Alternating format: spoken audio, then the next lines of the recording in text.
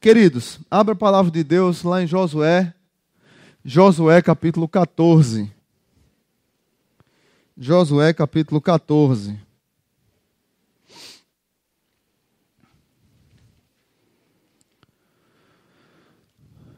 Josué capítulo 14, a partir do verso 6.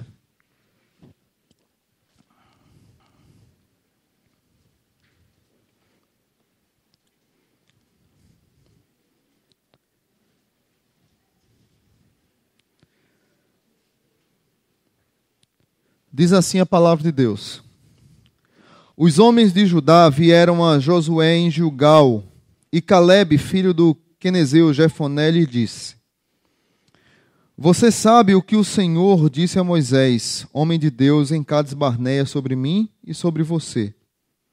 Eu tinha 40 anos quando Moisés, servo do Senhor, enviou-me de Cades-Barneia para espionar a terra. Eu lhe dei um relatório digno de confiança, mas os meus irmãos israelitas que foram comigo fizeram o povo desanimar-se de medo. Eu, porém, fui inteiramente fiel ao Senhor, o meu Deus. Por isso, naquele dia, Moisés me jurou: Certamente a terra em que você pisou será uma herança perpétua para você e para os seus descendentes, porquanto você foi inteiramente fiel ao Senhor, o meu Deus. Pois bem, o Senhor manteve-me vivo como prometeu, e foi há 45 anos que ele disse isso a Moisés, quando Israel caminhava pelo deserto. Por isso aqui estou hoje, com 85 anos de idade. Ainda estou tão forte como no dia em que Moisés me enviou. Tenho agora tanto vigor para ir à guerra como tinha naquela época. Dei-me, pois, a região montanhosa que naquela ocasião o Senhor me prometeu. Na época, você ficou sabendo que os Enaquins lá viviam com suas cidades grandes e fortificadas.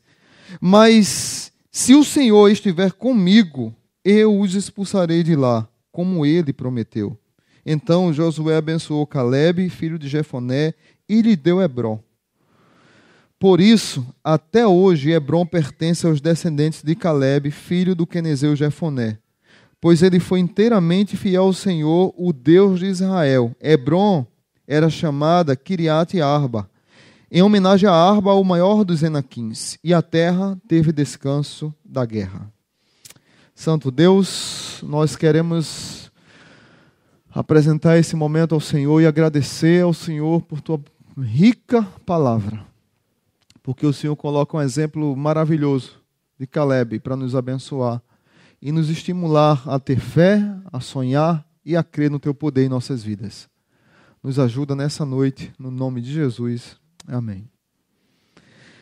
Queridos irmãos, o tema que eu queria tratar com vocês hoje é vencendo. Vencendo, a ideia no gerúndio mesmo, porque vencendo de continuidade. Porque vencendo na vida, dia após dia, nós caímos, levantamos, erramos, continuamos, mas a palavra que eu queria pregar hoje é para que você continue, não desista. Para que você sonhe os sonhos que Deus deu para você. É interessante que em 6 anos que eu estou aqui na igreja, todos os finais de ano eu sem perceber, só prego em Josué. E quando eu olho para esse texto que nós acabamos de ler, eu lembro de homens de fé que são exemplo para as nossas vidas, homens corajosos, verdadeiros, homens que lutaram até o fim das suas vidas, mulheres guerreiras, vigorosas, batalhadoras, que lutaram até o fim das suas vidas para conquistar os sonhos que Deus deu para elas. Quando eu olho para esse texto, também eu lembro de uma música muito conhecida dos mineiros do Clube da Esquina. O nome da música é dito na letra, música de Milton Nascimento, Lô Borges. A música diz assim: porque se chamava homens, também se chamava sonhos, e sonhos não envelhecem.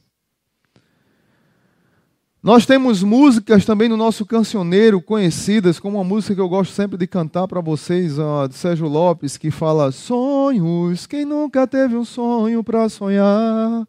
Eu sei que muitos cansam de esperar e perdem a fé em Deus. Sonhos na vida de quem guarda a sua fé. É só uma questão de tempo, nunca aconteceu de Jesus abandonar um filho seu. Quando fala desse texto, não sei porquê, mas sempre vem em minha mente sonhos. Porque Caleb teve um sonho baseado na promessa de Deus para ele. Ele queria o Hebrom, ele sonhou com o Hebrom e Deus prometeu, confirmou isso no seu coração. E ele guardou esse sonho no seu coração durante 45 anos de vida. E estamos diante de um ancião com 85 anos que não desistiu de conquistar e de lutar por algo. Por algum objetivo, por um sonho. E para que você entenda esse contexto, eu queria que você se reportasse a uma mensagem que a gente pregou aqui há dias atrás, síndrome de gafanhoto. Esse contexto aqui, dessa promessa para Josué, para Caleb, remota a essa situação lá em Números capítulo 13 e 14. Quando Moisés chama 12 espias e manda olhar a terra prometida. E quando esses homens chegam na terra prometida, vem 12 homens. Desses 12, 2 com coragem, confiantes e 10 apavorados, covardes, com medo, com síndrome de gafanhoto, achando que iam ser triturados pelos habitantes daquela região. Com medo de sonhar, com medo de avançar, com medo de seguir na vida. Enquanto Josué e Caleb diz, não, é possível, dá para conquistar, dá para avançar. Deus se ira com o povo, e por causa da incredulidade do povo, Deus diz que toda aquela geração incrédula vai morrer, e só quem vai entrar na terra prometida é quem? Josué e Caleb. E nesse período, Moisés diz, olha, você vai conquistar o seu Hebrom. Deus lhe deu o Hebrom por herança. Esses homens agora estão de frente, praticamente, de Hebrom, na divisão das terras. E Caleb, numa conversa com José, cobra o que Moisés havia prometido lá atrás. Agora eu quero o meu Hebrom. Eu quero a minha parte na herança. Promessa de Deus, sonho de Deus para a vida dele. Eu tenho 85 anos e eu tenho o mesmo vigor que eu tinha naquele tempo. Então, vencendo, sonhando, por quê? De maneira geral, queridos, olhando para o contexto que o mundo vive hoje, muitos de nós jogamos nossos sonhos nos ralos. Sepultamos os sonhos porque tudo está difícil demais. Nós vivemos numa geração pessimista por causa da violência, por causa da natureza sendo destruída, casamento sendo destruído, filhos que não respeitam mais pais, pessoas que não respeitam mais a sociedade. E essa semana eu quero me compadecer e orar pelo tenente da Polícia Militar do Rio Grande do Norte, que um grupo de delinquentes, eu acho que seria a melhor palavra, gravaram vídeos o ameaçando de morte, porque o cara está fazendo o serviço dele. Dá para compreender isso? Vivemos numa geração tão corrompida, tão tragicamente indo por água abaixo, que ao ponto de, nas redes sociais, até evangélicos dizerem que esse tenente quer aparecer. O tenente está prendendo quem dirige embriagado. E nós publicamos nas redes sociais que ele quer aparecer. Meu Deus do céu, ele está errado. Se talvez algo que mais destrua vidas, que mais mate pessoas, seja essa desgraça chamada álcool. Nós nos preocupamos com crack, com cocaína, com maconha, com aborto, com tudo, mas a gente não se preocupa com a bebida. Já perceberam isso? O maior causador de divórcio, de marido que bate em mulher, de pai que espanca os filhos, de famílias destruídas, de separações, de pessoas que morrem em desastres, é o álcool, e a gente acha que o tenente está querendo aparecer. Tudo isso nos causa medo de tentar alguma coisa. A gente liga a televisão, é só desgraça. A gente liga o jornal, é só desgraça. Lê o jornal, é só desgraça. Isso desanima a gente. Tem pessoas que têm síndrome de pânico, nem saem de casa para tentar algo na vida, porque desistiu de viver. Isso aqui é de maneira geral, mas de maneira específica, tem muitas pessoas que vivem negativamente. Pessoas que são negativas demais, pessimistas demais, e isso é desanimador. Por que eu fico desanimado com isso? Porque, infelizmente, o que eu tenho visto hoje na sociedade e na igreja são jovens desanimados para a vida. Jovens que desistiram de tentar algo, jovens que desistiram de avançar, jovens que não têm mais ideais, que não têm mais sonhos, que abandonaram seus talentos, jovens que desistiram das famílias, desistiram de uma profissão, desistiram de ser cidadãos. Não justifica um idoso abandonar, não estou velho demais, não justifica, preguei sobre isso dia desses, mas é compreensível. Um idoso dizer, não, eu não quero mais nada, já deu o que tem que dar. É compreensível. Eu não aceito, eu não concordo. Os irmãos mais velhos aqui da igreja sabem disso. Que eu digo, não, você tem muito para dar. E tem mesmo. E tem mesmo. Agora, é triste sentar com um jovem para conversar que desistiu da vida, que não quer estudar, que não quer crescer, que não quer desenvolver, que não quer avançar na vida, que não tem sonho, que não tem objetivo, que não tem alvo. Porque ele está tão engessado, está tão embriagado pelo negativismo da vida, pelas dificuldades da vida, que ele desistiu de viver. E nós estamos diante de um homem que está vencendo, aproveitando suas virtudes e seus talentos. Nós estamos diante de um homem com 85 anos de idade, que está dizendo, eu tenho vigor hoje como eu tinha 45 anos atrás. Eu vou para a guerra hoje com a mesma força que eu tinha, porque o sonho, o meu alvo, o meu Hebron, o meu objetivo, ele me estimula a continuar lutando. E aí eu queria tirar lições para a minha vida e para a sua vida, queridos. Queria que você mantivesse sua Bíblia aberta. Começando pelo versículo 7. Caleb nos dá uma lição a vencer com a esperança. Diz assim a palavra de Deus, eu tinha 40 anos quando Moisés, servo do Senhor, enviou-me de Cades Barneia para espionar a terra. Eu lhe dei um relatório digno de confiança. Algumas Bíblias dizem assim, eu sentia no coração. Dia desses eu falei para vocês sobre sensibilidade do Espírito. Caleb está dizendo para mim e para você, viva vencendo com esperança. Enquanto 10 homens chegaram para Moisés, Moisés, não dá certo. Nós vamos morrer. Nós vamos ser esmagados como gafanhotos. Eles são gigantes, nós somos pequenos demais. É tão feio lá, Moisés. Os cabras são tão grandes. Tudo lá é tão grande que até um cacho de uva 2 homens precisavam carregar. De tão grande que eram os cachos de uvas. Imagine esses homens quando nos pisotear. Caleb diz, não. Temos que ter esperança. Se Deus estiver conosco, nós vamos avançar. O Senhor é conosco, nós vamos vencer. O Senhor está conosco, nós vamos conquistar a terra prometida. Nós não fomos abandonados, nós não fomos esquecidos. Nós temos que ir. Nós precisamos viver vencendo com esperança. Mas ele nos dá outra lição. Vencendo com perseverança. Veja o verso 8.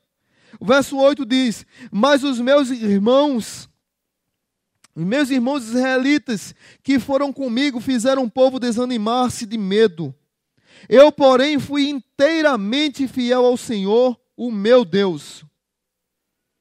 Vencendo com esperança, vencendo com perseverança. O que Caleb está dizendo para mim e para você é que diante de todas as dificuldades que ele enfrentou durante esses 45 anos, ele se manteve fiel a Deus. Ele foi perseverante. Meus irmãos, geralmente, quando temos qualquer dificuldade, a primeira coisa que nós fazemos é abandonar o Senhor. É desistir de buscar a Deus, é desistir de orar, é desistir da igreja, é desistir da célula, é desistir do casamento, é desistir do filho. É dizer, não adianta mais, já tentei tudo. Não adianta mais lutar para conquistar isso. Não, eu fui reprovado no primeiro concurso, não passei, não vou estudar mais. Não, aquela prova que eu tinha certeza que ia tirar 10, não vou estudar mais porque eu fiquei decepcionado. E nós vivemos nessa neura de desistência, de não perseverar na vida. E o problema todo é que geralmente quando nós desistimos da vida, nós desistimos de Deus. Ou nós, para chegarmos logo, pegamos atalhos e abrimos mão de convicções cristãs, éticas.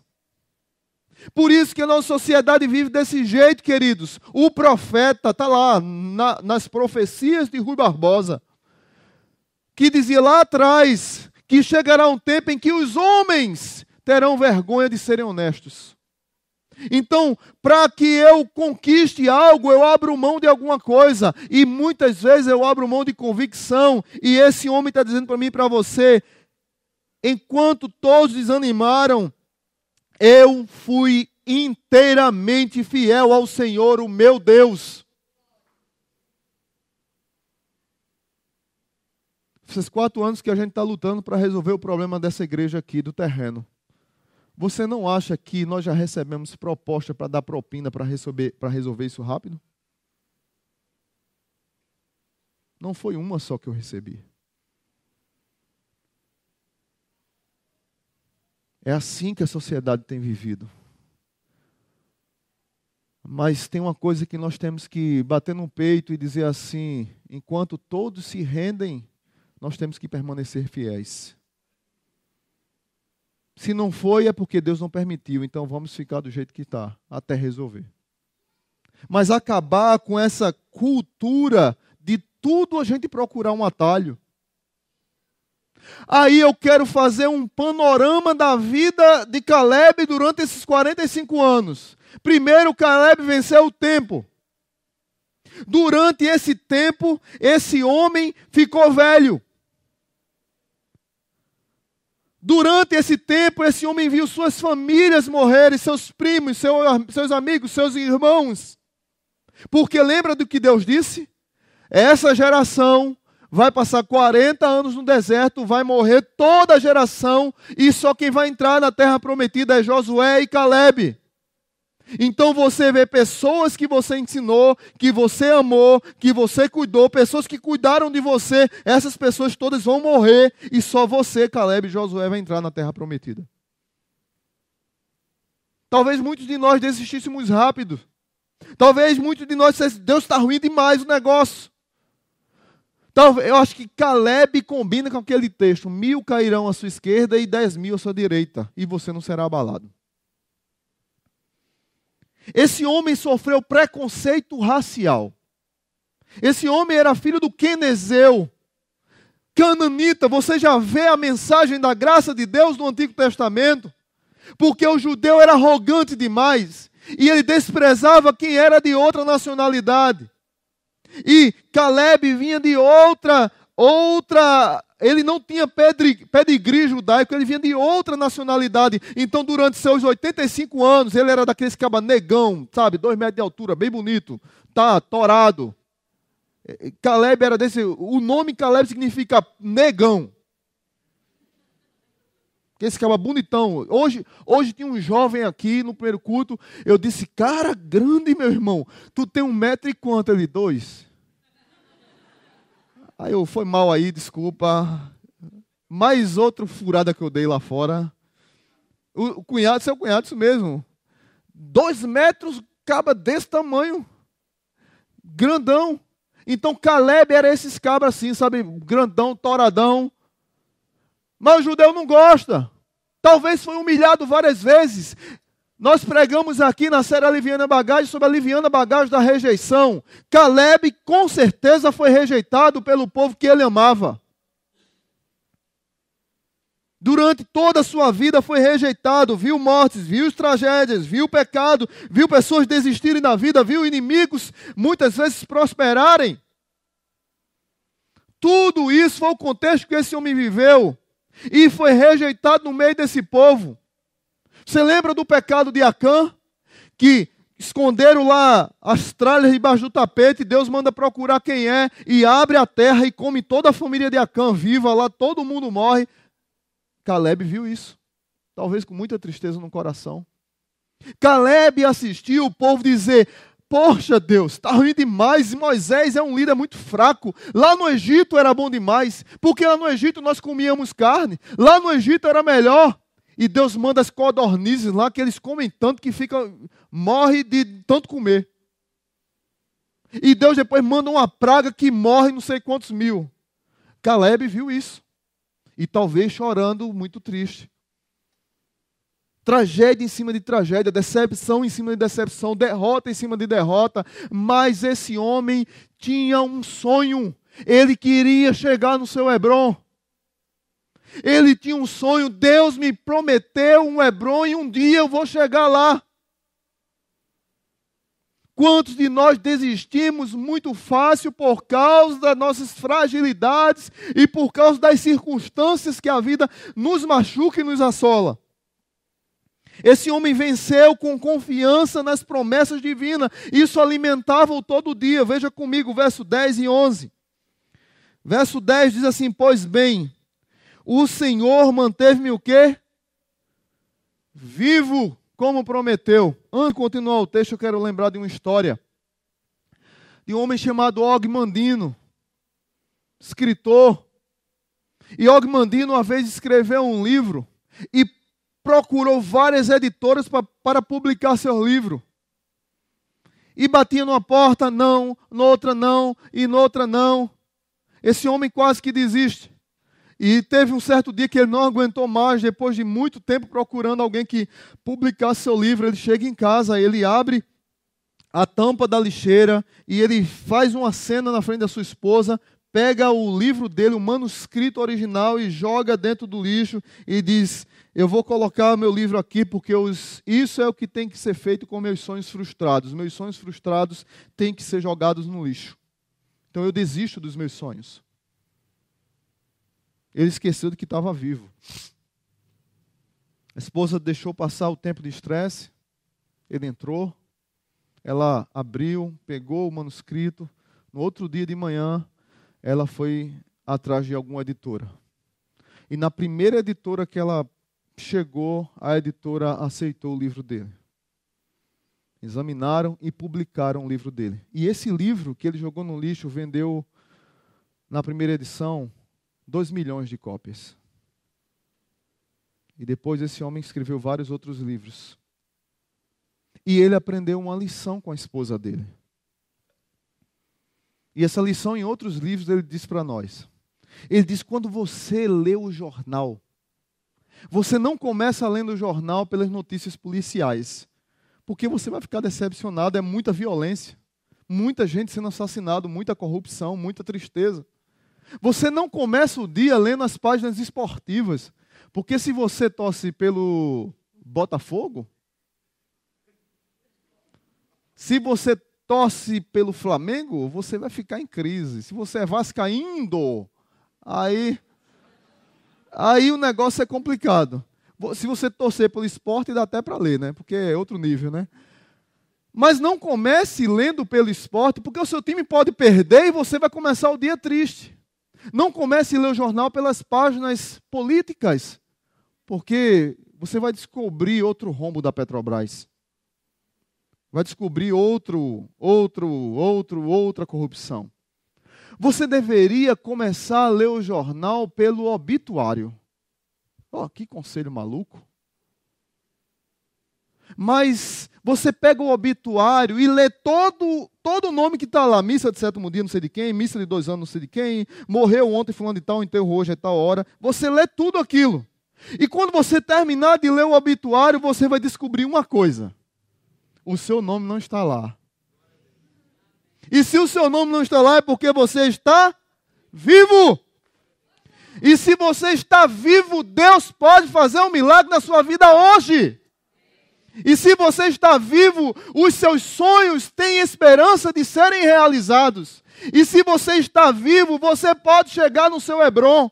E se você está vivo, você pode planejar e colocar diante de Deus aquilo que Deus tem colocado no seu coração. Deus abençoa a minha vida, abençoa meu casamento, minha família, meus sonhos, minha profissão, concurso eu quero fazer. Deus, eu estou vivo, eu tenho vigor ainda, eu quero continuar lutando, o Senhor me prometeu. E Caleb tinha essa convicção que Og Mandino descobriu há pouco tempo atrás. Caleb diz: pois bem, o Senhor manteve-me vivo, como prometeu, e foi há 45 anos que ele disse a Moisés, quando Israel caminhava pelo deserto. Por isso, aqui estou hoje, com 85 anos de idade. Ainda estou tão forte como no dia em que Moisés me enviou. Tenho agora tanto vigor para ir à guerra como tinha naquela época. Caleb segue vencendo com confiança nas promessas de Deus. Caleb tinha convicção profunda de que um dia ele ia chegar no Hebrom dele, que Deus... A promessa de Deus, os sonhos de Deus para a nossa vida são algo tão espetaculares que eles nos dão vigor para continuar vivendo. Eles nos dão forças para continuar lutando. Eles se renovam a cada manhã, as misericórdias a cada manhã, para que a gente continue sorrindo, lutando, mesmo diante de todas as agruras que a sociedade nos põe e nos oferece. Vale a pena continuar lutando, vale a pena continuar sonhando, porque o nosso Hebrom está logo ali na frente. Pode durar 10 anos, pode durar 5 anos, pode durar 40 anos, mas um homem de 85 anos está dizendo, eu vou conquistar o meu Hebrom, porque Deus me prometeu. Quarta lição, Caleb segue vencendo com um alvo específico. Verso 12. Dei-me, pois, a região montanhosa que naquela ocasião o Senhor me prometeu. Na época você ficou sabendo que os Enaquins lá viviam com suas cidades grandes e fortificadas. Mas se o Senhor estiver comigo, eu os expulsarei de lá como ele prometeu. Então Josué abençoou Caleb, filho de Jefoné, e lhe deu Hebrom por herança. Meu irmão, minha irmã, você precisa continuar seguindo com alvos específicos para a sua vida. Nós vivemos numa geração de gente indecisa demais. Gente que não tem objetivo para a vida. Gente que não tem sonho para a vida. Gente que Deus está dizendo claramente, o seu caminho é esse, o seu Hebrom é esse. A pessoa sabe, tem talento para aquilo ali, para avançar, mas ela quer fazer o que todas as pessoas mostram. Ela não sabe nem o que é que faz mais. Porque é tanto objetivo que aparece na vida. Mas Deus está dizendo, siga o seu Hebrom. Porque quem tem um Hebrom para conquistar, acorda segunda-feira pensando no Hebrom. Quem tem um Hebrom, uma região montanhosa para conquistar, acorda segunda-feira pensando em seguir o planejamento que fez para aquele ano, para aquela semana, para aquele dia. Nós somos frutos de uma geração que está acostumada demais a receber tudo e não conquistar nada. Eu tenho muita preocupação com alguns jovens que tem aqui na igreja que são paparicados demais. E que os pais não ensinam a estudar, não estimulam a crescer, não estimulam a conquistar, não estimulam a vencer, não estimulam a andar. E eles estão acostumados a receberem tudo na mão, porque eles têm tudo na boquinha e não sabem conquistar nada. Mas, por outro lado, aqui na igreja também tem jovens espetaculares, alguns até que eu peço conselho, me ajuda a organizar minha agenda. Porque vida de pastor é loucura. E se a gente não tiver uma agenda para que a gente chegue no nosso Hebron, a gente fica escravo do tempo. E eu tenho que controlar o tempo e não ele me dominar. Porque se eu tenho algo específico, se eu tenho um sonho específico, se Deus me prometer algo específico, tudo que eu vou fazer na minha vida é olhando para aquele alvo. Uma coisa que eu tenho dito sempre para os líderes da igreja e para aqueles que fazem um curso CMI, conhecendo a minha igreja. Se nós, Igreja Batista Zona Sul, sabemos onde queremos chegar, uma coisa nós temos certeza.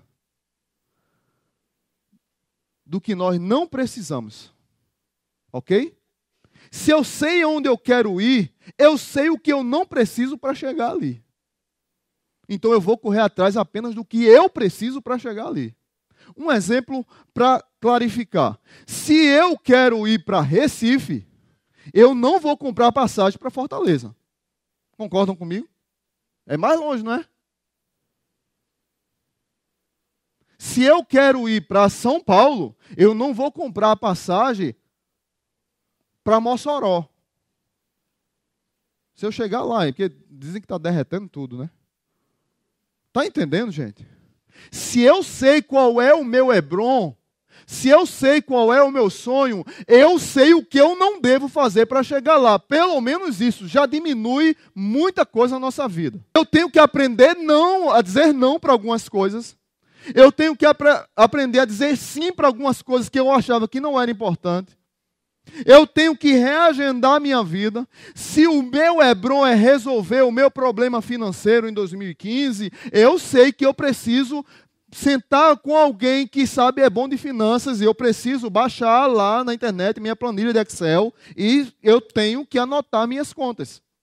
Se eu sei que o meu Hebron para 2015 é resolver o meu problema no meu casamento, eu tenho que saber que eu tenho que dar mais tempo para minha família, para minha esposa, para o meu esposo, para os meus filhos. Se eu sei que o meu Hebron é olhar para a criação dos meus filhos, eu tenho que aprender, eu tenho que comprar livros que falam sobre educação de crianças, sobre formação de caráter.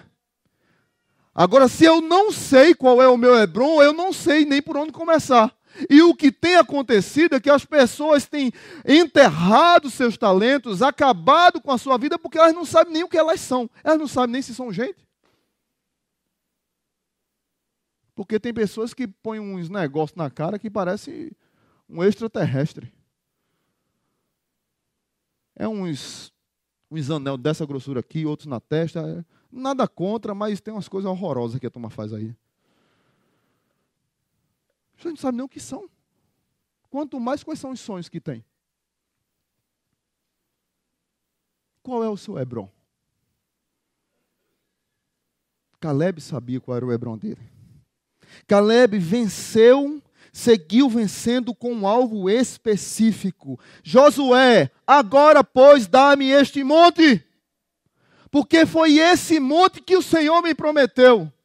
Caleb acordava toda segunda-feira sonhando com o Hebron dele. Tem um livro que eu indico para vocês, espetacular, de Viktor Frankl. Viktor Frankl foi prisioneiro na Segunda Guerra Mundial. E na prisão, lá em Auschwitz, ele disse, eu tenho que pelo menos definir algumas coisas. Eu não sei se eu vou sair vivo daqui, mas eu tenho que ter um alvo para sair daqui. Então, eu me vejo, o meu sonho aqui dentro é um dia sair e falar de como sair daqui. Saudável, com a mente saudável. Então eu tenho que tomar algumas decisões na minha vida. E ele era fumante. E lá na prisão, as pessoas trocavam um par de sapatos por um cigarro. Mas ele sabia que se trocasse um par de sapatos por um cigarro, na época do frio, o pé dele ia ficar congelado. Então ele abria a mão do cigarro para o pé dele não ficar congelado. E ele começou a basear todas as suas atitudes, pensando em um dia sair dali para dar palestra, mostrando que é possível sair com a mente saudável no lugar desse. E ele desenvolveu uma área da psicologia chamada logoterapia, a terapia dos sentidos. Porque ele tinha um Hebron, ele tinha um sonho, ele tinha um objetivo, ele tinha um alvo.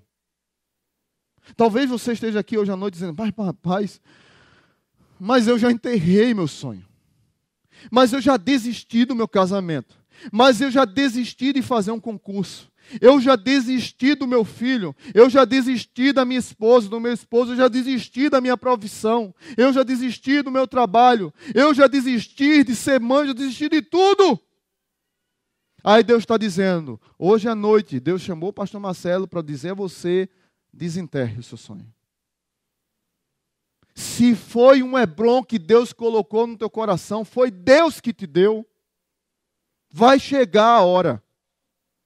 Se foi algo que vindo de Deus para você, vai chegar. Pode durar 30, 40, 50 anos, mas vai chegar e você vai estar vivo e com vigor para desfrutar da bênção que Deus te deu. Rapaz, o amém foi difícil aí, porque eu acho que a turma não acreditou no que eu falei. Diga aí, pergunta aí para o seu irmão, qual é o seu Hebron? Pergunta aí para eu beber água.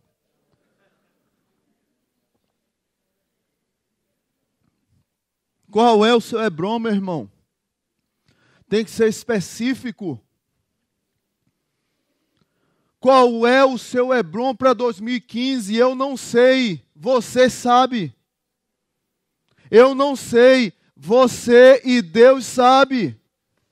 Qual é o Hebron que você colocou lá como Ogmandino dentro do lixo? Lembre da música do Milton Nascimento, porque se chamavam homens, também se chamavam sonhos, e sonhos não envelhecem. O seu sonho não caducou. Deus está dizendo para você hoje, eu quero dar uma injeção de ânimo nesse teu sonho. Eu quero renovar o vigor desse teu sonho. Eu quero fazer com que você saia da cova das frustrações. Eu quero que você se levante da cova das circunstâncias. Eu quero que você se levante do túmulo, do desespero, dos medos que lhe machucam e que lhe paralisam. Você precisa abrir o olho hoje e entender que o Hebron está na sua frente. Você precisa acordar segunda-feira. Se é uma dieta, irmão, geralmente é dia 1º de janeiro. Não é? É ou não? Olha, as mulheres... Eu vi uma foto da Barbie depois do Natal. Mas eu ri demais com aquela Barbie, viu? Se é uma dieta para 2015, é o seu Hebron, minha irmã, você quer... Minha irmã e meu irmão, você é casada, pegue seu marido, vamos... Aqui em Ponta Negra, eu estava ontem pedindo informação, tem um tal de, como é, não sei o que, funcional, como é que chama? Training, funcional, isso aí mesmo. Pronto. 5 horas da manhã, meu irmão, você tem que mudar a sua agenda. Eu não sei o que você tem que fazer, mas se é dieta, tem que dar um jeito. E a outra tem uma cirurgia, costurar a bocation. É uma terapia nova, costura a boca. Agora o problema é que você é da Zona Sul, porque as irmãs aqui cozinham bem demais, né? Você vai na casa da irmã Daci, não tem como só tomar um café, né, irmã Daci? Porque a irmã Daci abre a geladeira, aí pega não sei o quê, pega outra aqui, aí é difícil. Pastor sofre, viu? Olhe pelo pastor. Mas qual é o seu Hebron? Se o seu Hebron é passar no concurso, você fez a agenda para estudar alguns horários, você precisa abrir mão de sair para alguns lugares. Se o seu Hebron é orçamento, você precisa gastar menos em algumas coisas que talvez não tenha necessidade de você gastar. Qual é o seu Hebron? Se o seu Hebron é casar, você tem que paquerar, meu irmão. Não vai cair do céu, não. O que cai do céu foi... Vocês sabem o que foi o anjo que caiu do céu, né? Se você quer casar, orai e paquerai. Nesse versículo. Lembra desse versículo? Senão você vai ficar para titia ou titio. Aí não dá certo. Qual é o seu Hebron? Não, aí não fala não.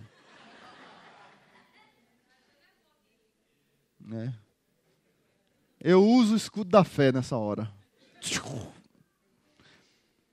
Mas para concluir, eu quero dar mais 2 lições para vocês. Recapitulando, você precisa aprender com Caleb a vencer com perseverança, a vencer com esperança, a vencer com confiança nas promessas de Deus, a vencer com um alvo específico, qual é o seu Hebron. E para concluir, você precisa a viver com positividade. Então, não desista de lutar. Amém? Não desista de lutar. É interessante que lá em Números capítulo 13, Deus vai falar para o povo de que o povo tem os alvos específicos e que Deus vai suprir as necessidades. Muitas vezes nós achamos que estamos precisando de alguma coisa, mas nós não estamos precisando. E na hora certa Deus abençoa. Não é assim que a gente diz às vezes? Poxa, na hora certa, pastor, Deus agiu. Porque Deus não vai agir naquilo que nós podemos fazer. Deus vai agir na hora do impossível. E muitas vezes nós desistimos de lutar, nós nos acovardamos da luta, porque nós não queremos lutar, gente. Aquilo que eu falei dessa geração que a gente tem vivido hoje, os nossos jovens não querem lutar, eles querem receber tudo na boca. O cara quer ter um salário de juiz, mas ele quer dormir ele dorme de meia-noite, ele dorme de 5 da manhã, porque ele ficou a noite na internet. Aí dorme a manhã toda, acorda, come, vai dormir de novo, que é o cochilo da tarde, que é sagrado. Aí acorda de noite, vai assistir novela, malhação, não sei o que mais. Ele vai. Esse cara quer o que da vida? Mas eu conheço jovens assim. Eu conheço jovens assim. Ele desistiu de lutar, se entregou. Desistiu de conquistar, de desfrutar da conquista. Do planejamento, do sonho, de entender, olha, Deus está comigo, Deus está comigo. Veja no verso 12 o final. Mas se o Senhor estiver comigo, eu os expulsarei de lá como Ele prometeu. Lá em Números. Não desista de lutar, porque Deus está com você, meu irmão, para conquistar o seu Hebron. Não desista de lutar achando que o seu problema é grande, porque o seu Deus é maior do que o seu problema. Porque o seu Deus é maior do que o concurso que você vai fazer. Porque o seu Deus é maior do que a crise que você vive no casamento. O seu Deus é maior do que a crise financeira que você passa. O seu Deus é maior do que a sua empresa. O seu Deus é maior. E o seu Deus está dizendo para você: avance que eu vou com você. E Caleb tem essa convicção. Eu vou avançar porque Ele me prometeu. Eu vou ser fiel porque Ele me prometeu. Josué me abençoou. Eu vou avançar porque Deus me prometeu. E se Deus me prometeu, os gigantes que tem lá, eu vou expulsá-los. Eu vou superar as montanhas, eu vou superar as barreiras porque Deus é comigo. Então, você tem que sair da inércia. Você tem que aprender com um homem de 85 anos que está dizendo para mim e para você: meu amigo, eu tenho tanto vigor hoje como eu tinha quando eu tinha 40 anos. É uma tapa na cara, na minha vida e na vida de muitos jovens. Um senhor de 85 anos dizendo: eu tenho vigor. Aqui tem um casal abençoado que tem um vigor abençoado. Eu fui caminhar com esse casal uma vez de manhã, 5 horas da manhã. Lembra? Irmã Selma, irmão Gerson. Fomos caminhar. Eu, irmão Selma e irmão Gerson. Irmão Gerson tem 75? Foi 76. Irmã Selma, 72. E eu fui caminhar com eles. O que aconteceu? Olha, foi antes da cirurgia, né? Então, eu vou contar. Eles deram 2 voltas, eu estava na primeira. Pode rir, não tem problema, não tem vergonha não disso não. E eles caminhando, bora pastor, e eu. E eles 2 lá. Aí foram para casa, eu vou para minha casa. Quando eu estou vindo para a igreja, trabalhar, irmão Gerson deixou a irmã Selma em casa e pegou a bicicleta para fazer o segundo tempo do exercício. Aí tome bicicleta por aqui. Eu disse, misericórdia. Que saúde é essa? O senhor era descendente de Caleb? Eu acho que era, não tem condições não, viu? Eu tenho 85 anos e tenho vigor para lutar. Meu irmão, não desista de lutar. Tá bom? Não desista de lutar. E por último, enfrente o espírito de covardia. Lá em Números capítulo 14, verso 9, diz assim, o Senhor é conosco, a vida é difícil, nós ficamos inibidos por causa de dificuldades, lutas diárias, a covardia nos acomoda. A covardia diz para mim e para você, não tenha coragem, não siga Josué e Caleb como exemplo. A covardia diz para mim e para você, é melhor não ir, do que ir se ferir. A covardia diz para mim e para você, gente, tem coisa melhor do que sombra e água fresca. A covardia diz para mim e para você, tem coisa melhor do que ficar tomando água de coco e não andar na vida, e não lutar. A covardia diz para mim e para você, é melhor não ir do que ir se machucar, não vá. Não confunda a mansidão com covardia. Não confunda ser prudente com covardia. Uma coisa é você ser manso, outra coisa é você ser prudente, outra coisa é você ser cauteloso, outra coisa completamente diferente é você desistir de lutar porque você é covarde. Completamente diferente. E Caleb está dizendo mais uma vez, eu tenho vigor com 85 anos para ir à guerra, eu vou vencer porque Deus é comigo e pode vir gigante de 3 metros, mas a gente vai brigar e eu vou ganhar. Porque Deus é comigo. Se Deus é com você, meu irmão, para lutar as lutas que Deus colocou, o Hebron que Deus colocou para você, por que você está desistindo de lutar? Não tenha medo de lutar, avance. Lute e vença e conquiste o seu Hebron. Qual é o seu Hebron para 2015? Vamos orar? Santo Deus, obrigado pela vida de Caleb. Diz a Bíblia que a terra teve descanso da guerra. Diz a Bíblia que esse homem foi inteiramente fiel ao Senhor. A vida de Caleb injeta na minha vida e na vida dos meus irmãos perseverança, fé. A vida de Caleb tira da minha vida covardia, medo. A vida de Caleb me ensina a ser prudente, a ter agenda, a ser organizado, a ter alvos específicos na vida. A vida de Caleb me ensina a separar urgente de importante. A vida de Caleb me ensina a ter prioridades. A vida de Caleb me ensina a dizer não para aquilo que não me leva ao meu Hebron. A vida de Caleb me ensina a dizer sim para as coisas que eu achava que não tinha necessidade, mas tem muita necessidade na minha vida. A vida de Caleb nos ensina ao que não fazer para chegar no alvo que a gente quer. E me ensina a pesquisar o que eu devo fazer para chegar no alvo que eu quero. Pai, nos ajuda a ser como Caleb.